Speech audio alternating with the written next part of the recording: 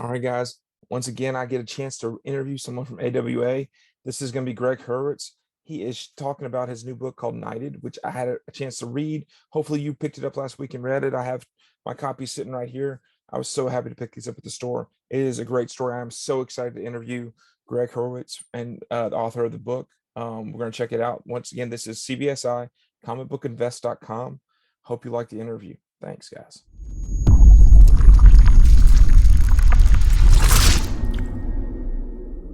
All right. Once again, guys, this is another comicbookinvest.com interview. This one's with Gregg Hurwitz. I said that right? You did? Gregg Okay, Hurwitz? good. Just making sure. It was like, I've read it many times, but never actually heard your name said. I'm so excited to talk to you. When I heard I got the chance, I was like, oh my gosh, he's one of my favorite authors because I loved your Vengeance of Moon Knight. I loved what you did with Batman Dark Knight. I love those series. And then I'm actually found out you're an author. So I was like, oh, dang, I'm going to pick up Orphanax and start reading that. But excellent. Well, thank you. Thank you very much. That's nice to hear. I had a wonderful time, working on those two. It's funny you mentioned Moon Knight and Batman, because obviously there's some traces of that found their way into Knighted. Yes. I was like, you're like the perfect author to do the Batman for AWA's Resistance world or whatever. Because I was like, oh, you've already covered the psychosis and the evil and the awesomeness of those two characters. So I was very impressed reading your book. Thank you. I got a chance to read it early before it came out. Of course, it came out last week. And like the second I read it, I was like, crap, I want to do an exclusive. This is a great book. This is one of the better books for AWA that should appeal to a large audience. But there's hints of Batman, there's hints of Moon Knight and that, but you flip it on its head and you revealed that months before. You're like, and I kill him. Like that's right. Look, part of it was, and the symbol on his chest is a yin yang, and so much of it for me is, and I wrote a bit of this, which I'm sure you read in the first issue in my, I kind of did a creator statement about it, but my favorite characters growing up, I love Peter Parker. That was my favorite, alias. He's a kid, he's relatable, he's dealing with social pressure. His costume gets torn, right? He was who I was when I was in 7th grade, buried up to my neck in comic books, worried about social stuff at school, worried about disappointing parental figures. But who I wanted to be was always Batman. I love that Batman, he doesn't have a magic ring. He can't fly. He just represents the pinnacle of what can be accomplished for a human being on the basis of discipline, right? With technology. And he's got, spiritual, he's the ultimate Renaissance man in some ways. Yeah. And so, it was funny because for years I've had this idea, like a little worm, wrapping itself around the base of my brainstem of like, well, what if Peter Parker, right, inadvertently killed the city superhero, in this named the Knight, and has to take over and is completely ill-equipped to do so. There's no radioactive spider. He doesn't have anything magical going on. He's just him. He's just a nice guy who's a bit of a human doormat, who's finding his own voice, who's finding out how to fit in. And what would happen if he had to step up and don that mask and, step into those boots? What would he be able to do? Yeah. And I love how, and I mean, I've only read the first issue. I'm excited when the rest of them come out, and how you created how much of a doormat he was.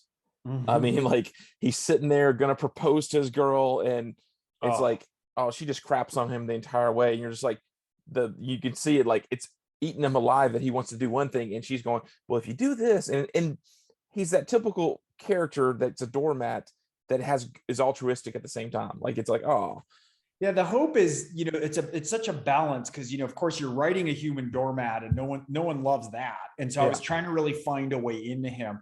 I always knew the first line in the comic would be no. We open with him, he's on his knee in a restaurant. Everyone's waiting. He's got the engagement ring right there. We pan on him, we go to her, and then she just says no.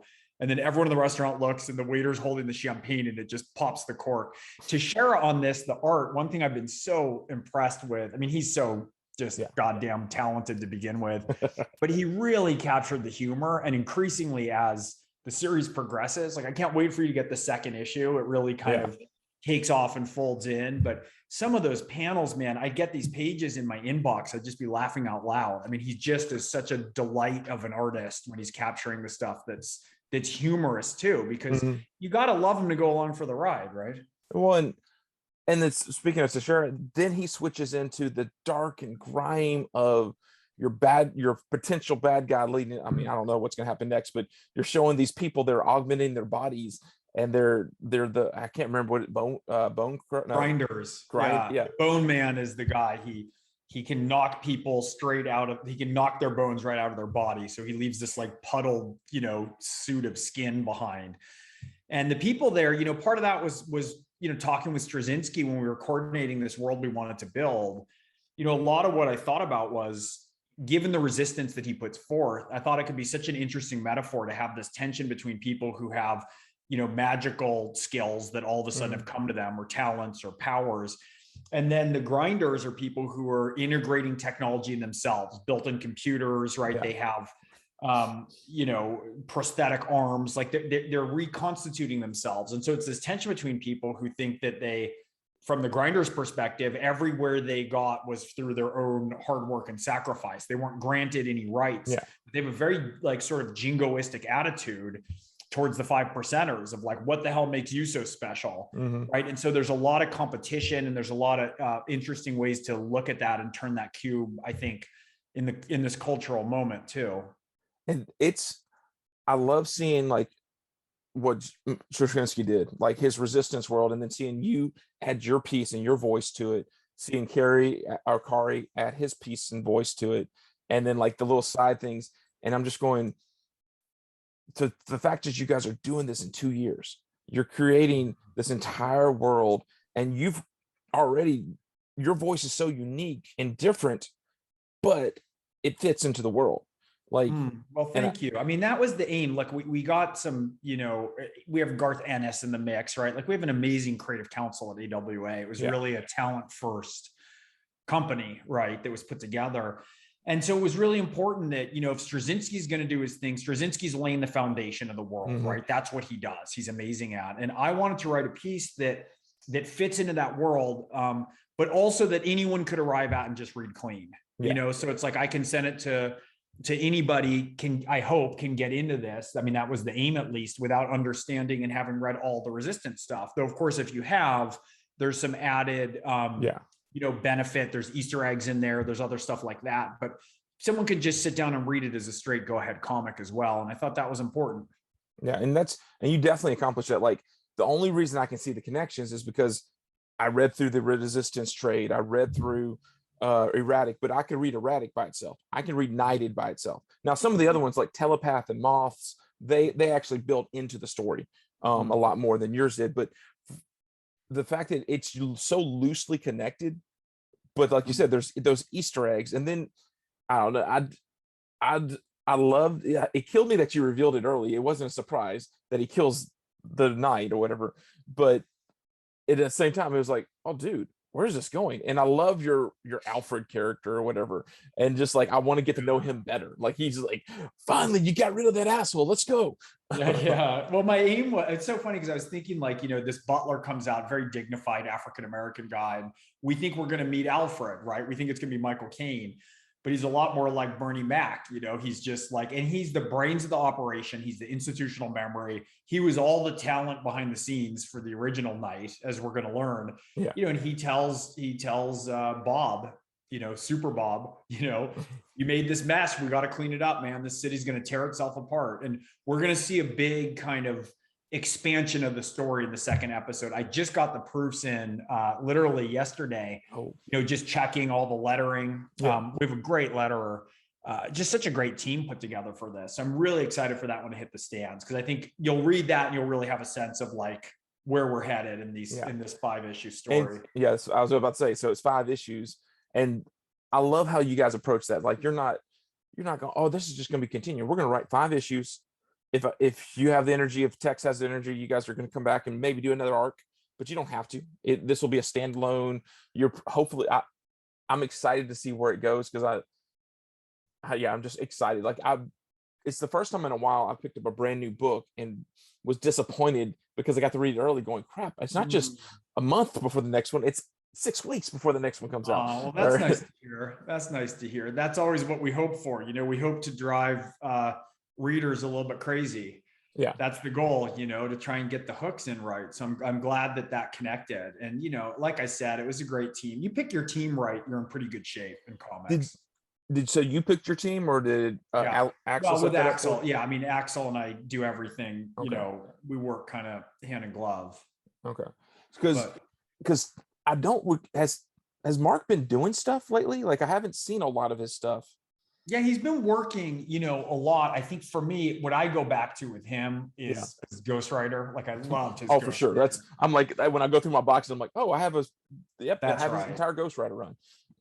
Just amazing, amazing. So it's like, he was just one of these guys where it's like, I wanted somebody who is, I love playing in those sandboxes. I worked, with some of the greatest artists in the world. When I was on Batman, I was with David Finch, who's one of my just favorites. I just think he's so spectacular.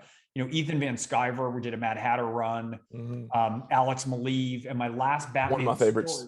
Maleev's, very incredible, and that sort of messiness that the art and the feelings emerge from it. He's so interesting. And then, my last story was illustrated by Neil Adams, and it's like, you can't beat that. And so I have it's one of the benefits of having a group that's artist forward, right? Or creator forward, like AWA is. We got to get someone. I'm like, I want a big knockdown world builder, right? As an artist, and Teixeira, I want someone who's played in the sandbox at the biggest level. And, he can do all of that. He does the action, he does the world, he did the costume, he did so much of the design. I mean, I had suggestions, of course, but you get an artist like Teixeira and he just makes me look more talented than I am. It's just a straight win. Yeah. And just kind of knocked it out. And then, like I said, the humor. I mean, there's some panels, man, I can't wait for you to get, as it progresses. There's some stuff he's done that's just so funny, so it's like, I want it to be very actiony, badass, riveting, but I also wanted a lot of humor in there, Well, and so far the dark side was the grinders. The Bob killing the Knight was comical. Like, the way you set it up to happen, and then when he gets whooshed away in the car, and then he meets the Alfred character, and it's like, all of it's fun, and it's what every Batman reader at some point probably wished. You just want that opportunity to be Batman for the day. That's right. That's right. It's pure wish fulfillment, isn't it? Like, how much better we'd be. Like, can't we just get a shot? But it's, as he interacts with the tech and stuff as we move forward, there's just so much more fun to be had, and there's that series where he's going back, he's got the Knight's dead body in the car, right? It's blasting him back, and, we won't give too much away, but there's some humorous positioning of the Knight's body and Bob's lap, and like all sorts of shenanigans going on. But I enjoyed it. And I want to go back to, you mentioned the amazing artist. Like, as I was like preparing for this interview, I went back and looked at the Vengeance of the Moon Knight. I looked at your Batman run, and I'm like, I don't know how you pulled it off. Like, when I would write down a list of my favorite artists from that time period, you had them on your books. Even like Opinio is amazing for your first 6 issues of Vengeance, but then you had you doing the covers, which was amazing, and then you have Jay Scott does a cover, like your last 6 covers for Vengeance. I have an Alex Ross cover, I have a Mike Choi cover, and look, a lot of that is the power of Marvel, and it was the power. When I was at Marvel, I was with Axel. Axel's the first and only editor I worked with at Marvel. Okay. And, so a lot of that was him. He found Jerome Opeña, that was earlier on. I mean, Jerome was obviously like a huge explosive talent who was going to be headed for superstardom, but it was earlier. And so we had some of that going. Lan Medina, I had some Wolverine stuff. I mean, just amazing. I'm in awe. One of the stories that I tell is that Alex Maleev, I was describing a scene for a cover at one point, and he said, look, can you just draw it for me? Like, just sketch it out so I know what you're talking about with the perspective. I couldn't get it right. I said, look, I really can't draw. Like, I can't even draw with stick figures. He goes, writers always say that, Greg. It's fine. Like, every writer says that. You send me something, I'll have some idea of what you're dealing with. I said, okay, fine. So I drew it, I scanned, I sent it to him, and Maleev emails back, wow, you weren't lying. Like, you're terrible.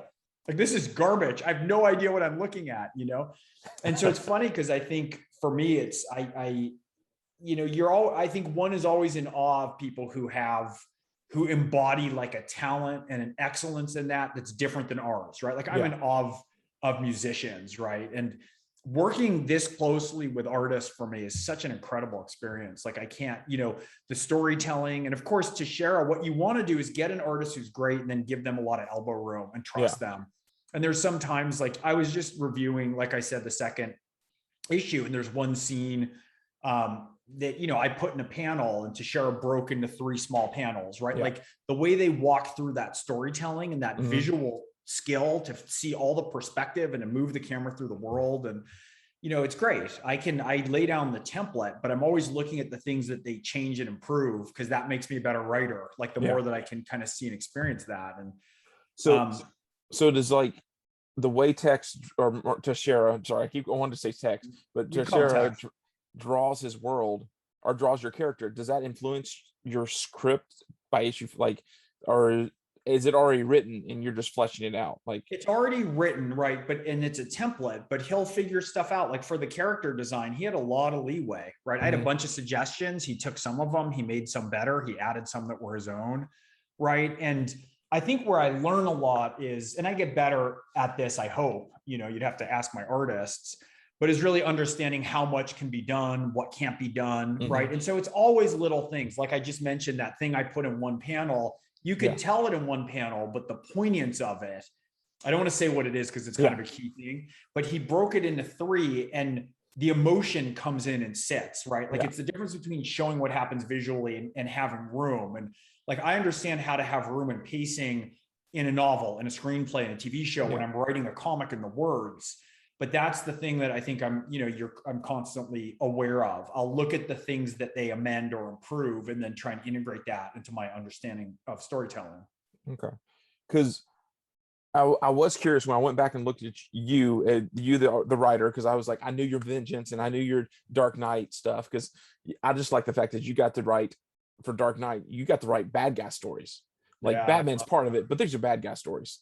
And it was early on in the New 52. And what's funny, I was at Marvel. I met with Dan DiDio over at DC, and he was interested in maybe bringing me over. And he had a very generous offer, very like creator friendly offer to say, look, let's talk about what character you want. And I said, you know what I want to do more than anything else? I said, The Killing Joke is one of my seminal books, and I've never felt like the Penguin has been taken seriously. He's the only one in the Rogues Gallery who is sane. Right? If you're the Penguin, Batman's a bully, and I want to do a miniseries of the Penguin. And he kind of looked at me like, really? Like I'm offering you whatever in DC and that's what you're going to gravitate towards? I mean, not that they were offering me whatever, but meaning there was a range of options. And I said, that's what I want to do. And like, God bless him, he made that happen for me. And you were paired for great artists too. He got me an artist, Szymon Kudranski, incredible Polish artist.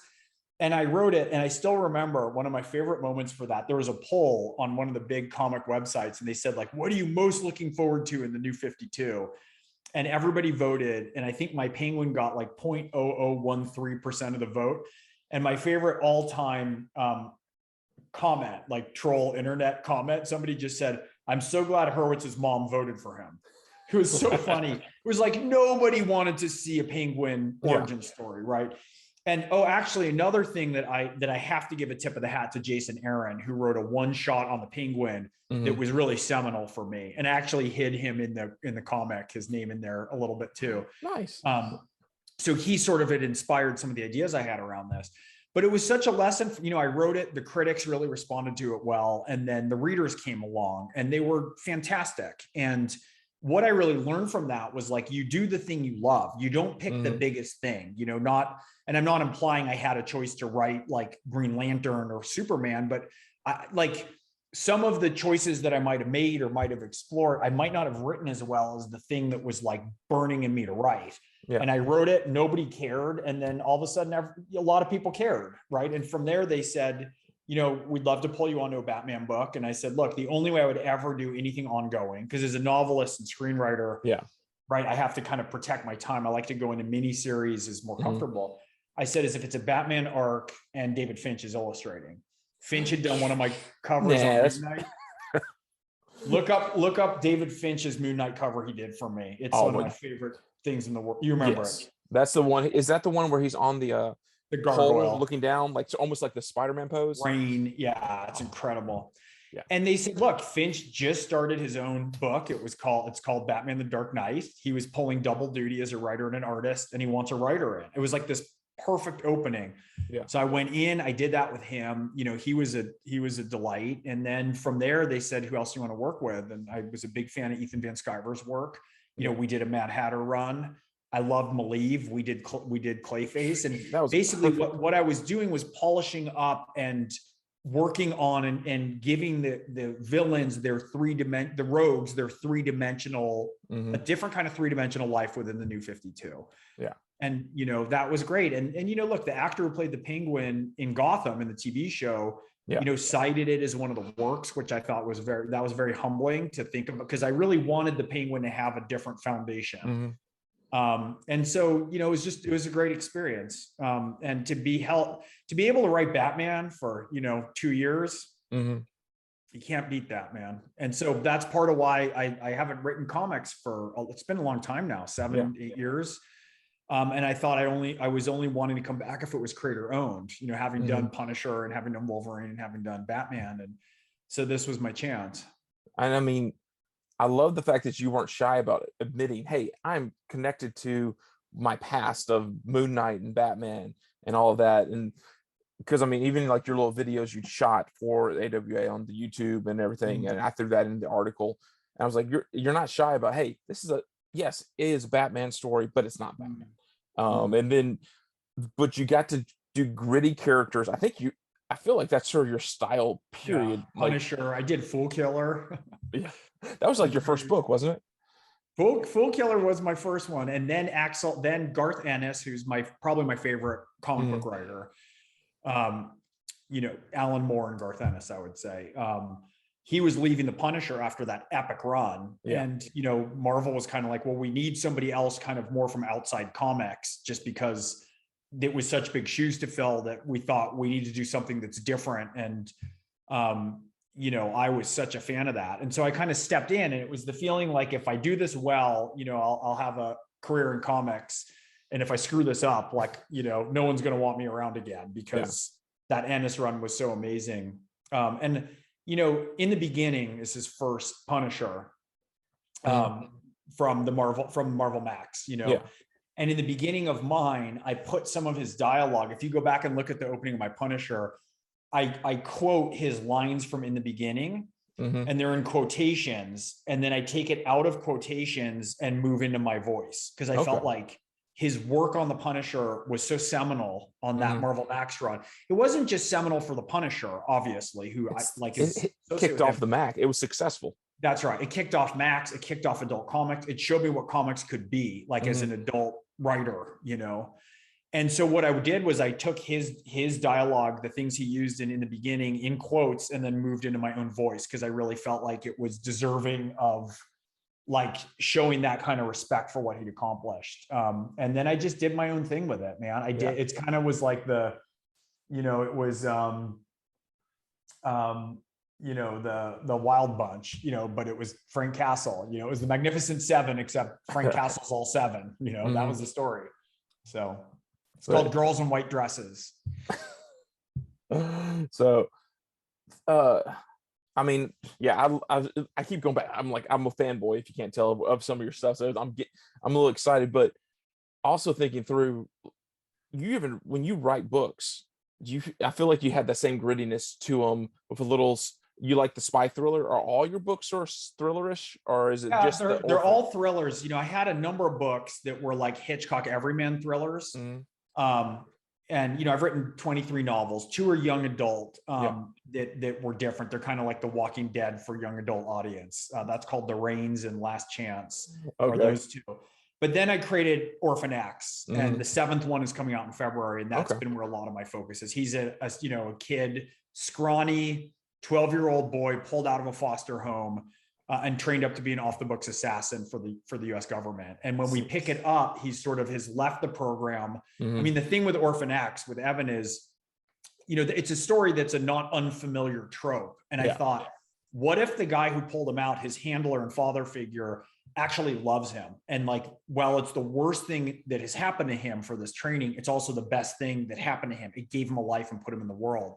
And there's a line when that handler says to him, the hard part's not going to be making you a killer. The hard part is keeping you human.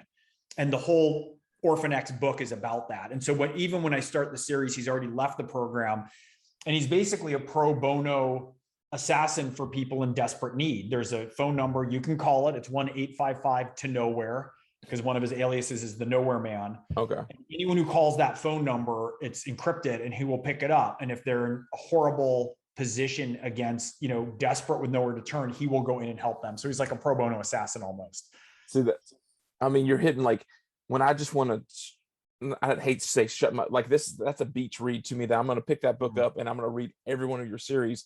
Because I did that with Lee Child. I did that with the Jason Bourne series. I did that with Stephen Hunter's, the Shooter series. That's right. Like, I'm sitting here, you're describing all of my favorite types of books where it's just, they're badasses that they get beat up and they're still going to come and save the day.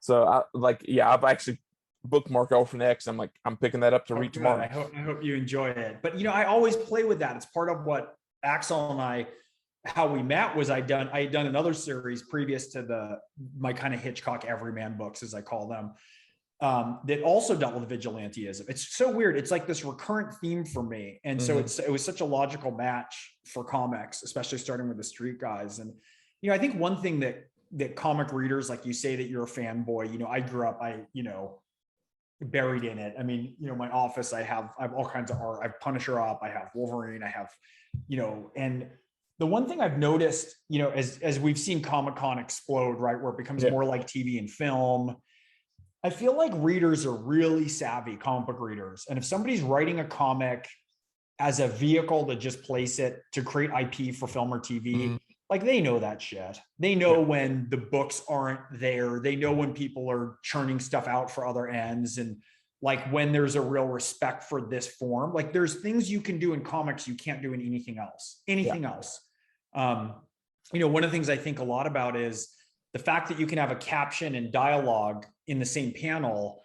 That's pretty amazing. Like you can't do that on screen. You can't have sort of voiceover hitting at the same time as their thoughts. It's tricky. Yeah. And so there's certain things with the form and the way that it works that are only suited to that. And I think that you have to have a love for that. It has to be kind of in your bone marrow, right? When you approach it, or readers just kind of know, they know if people feel like they're kind of dabbling because comics are trendy, for the moment. Well, and you guys with AWA or whatever, like all of you, I can hearing you say that, I'm like, that makes a little bit more sense. Every one of your stories is a great comic book, a great miniseries. It has the potential, and some of them are now. I know you guys are also starting to do your own, producing your own TV shows or movies or whatever, but they could be taken that way. But they're stories that you just want to read. And when I go into shops, almost every comic book store owner, okay, Spider-Man, Venom, whatever. But then when someone asks, hey, what's new? What should I get? It's typically an AWA book. They go, what do you like? Right?